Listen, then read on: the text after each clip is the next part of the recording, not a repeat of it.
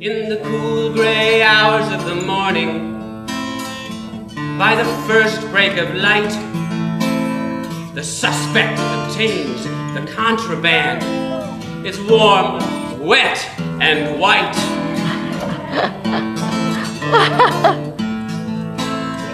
Risking jail with an illegal pail by the rising of the sun.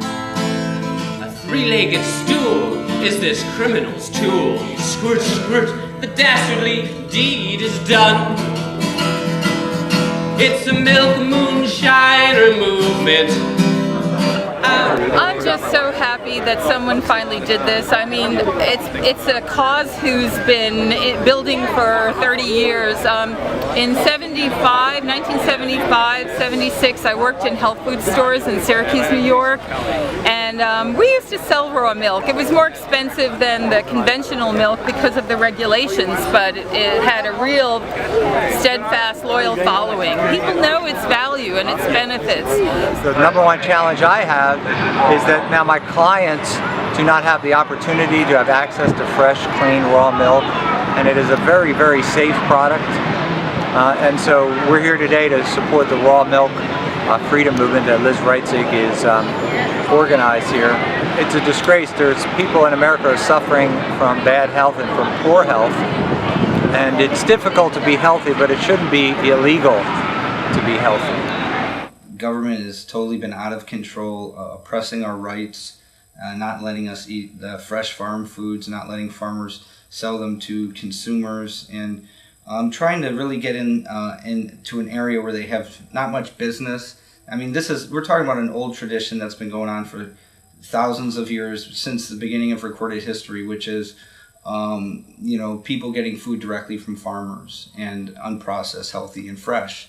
And so we're here to educate people on how they can stand up for their right to access foods from farmers, because it seems like that right is being taken away.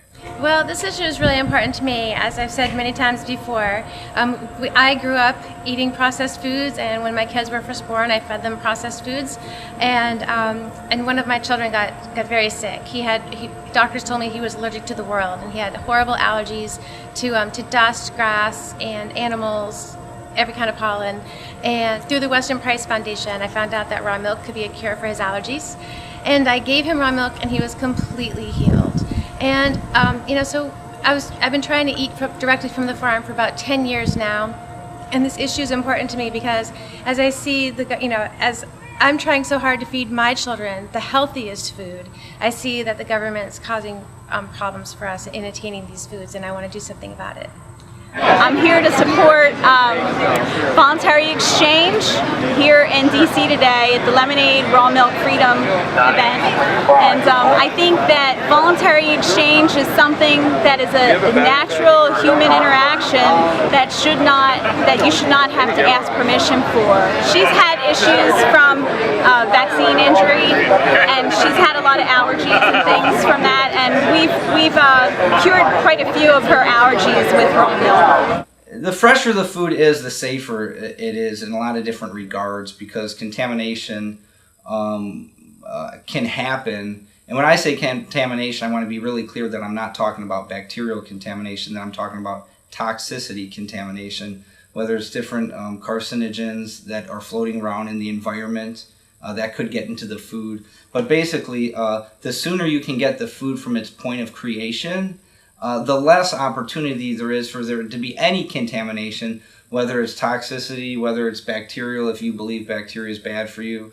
But whatever you want to believe, it's tough to argue, it's very tough to rebut, almost impossible to rebut the logic that the sooner and fresher you can get the food, the less likelihood there is to have some kind of a contaminant. And so that's why getting food fresh, direct from the farm, is bar none the healthiest, safest way we could be eating as people. I was put on every pill imaginable, steroids, painkillers, anti-inflammatory type medications, and they made me worse. And I decided to do research and talk to friends and go back to more holistic options and natural herbal remedies, which I feel did not only a much better job but for the pain and everything else, all my symptoms. But it made me feel better as a person, you know, holistically. And I really support people's choices of whatever they choose to use medically or personally that helps them physically, mentally, emotionally. And that's why I'm here today. You know, raw milk works for people, and if it works for them, I want to support them. What I don't understand and what infuriates me is we've never elected our politicians, our elected officials were never put in their position to dictate diet to us. I mean, I don't trust them for even the things that we are supposed to expect them to do, including national security. That's about it. As far as I know, the Constitution says that the federal government is for guarding the nation.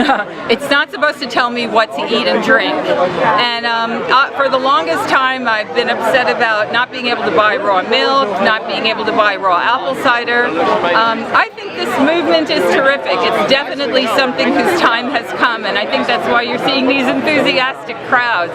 I do know that 40,000 people a year die from car accidents, and that doesn't even touch the statistic for how many people get hurt. And another 200,000 people a year die from cigarette-related illnesses, emphysema, heart cardiac arrest, and lung cancer. Oh, but those things are legal. So, you know, there's a great deal of idiocy and ludicrousness and double standards, but basically it really comes, when push comes to shove, it's about freedom. The government has no business telling me what I can drink or should eat or shouldn't eat, so I'm going to start ordering and drinking raw milk to become part of this movement and lend it as much support as I possibly can. You know what, this is ridiculous. I mean, the government is going to shut down children's lemonade stands. Like, do they really not have anything better to do? And isn't it our basic human right to just like buy and sell things and, you know, own ourselves and our property? Me and a woman named Meg McLean and a man named Will Duffield ended up getting arrested on Capitol Hill just for, you know, selling lemonade. So, and I mean, it just showed like just the ridiculousness of these laws. And so establishing that relationship of trust, that first-hand relationship with your farmer is very, very powerful, and is, according to my personal experience, it's the most healthiest way anyone can eat. I think there's a financial interest involved for suppressing raw milk. There's definitely no question about that. It is because what it does is it takes the dairy farmer and puts them in a fascist system of monopoly and price control where the prices are dictated to the farmer by the creamery. And once the farmer can sell raw milk, he's liberated from that system and he can price and market his or her own product. And the farmers who produce this know what to do. It's chilled, it's safe. If you buy it, refrigerate it. It's like any raw product. You could buy shrimp at the store and you could get the same kind of diseases from it. So I'd say people shouldn't be worried about it. In fact, those bacteria are beneficial from a nutritional aspect for your body. So instead of worrying, enjoy it, get healthy. Some say she's a libertarian hero or a daring dairy queen, but she just wants health for her family, unprocessed, unpasteurized, unseen. 'Cause it's a milk moonshiner movement, out of sight from the light. It's a milk moonshiner movement. She wants it fresh, she wants it raw.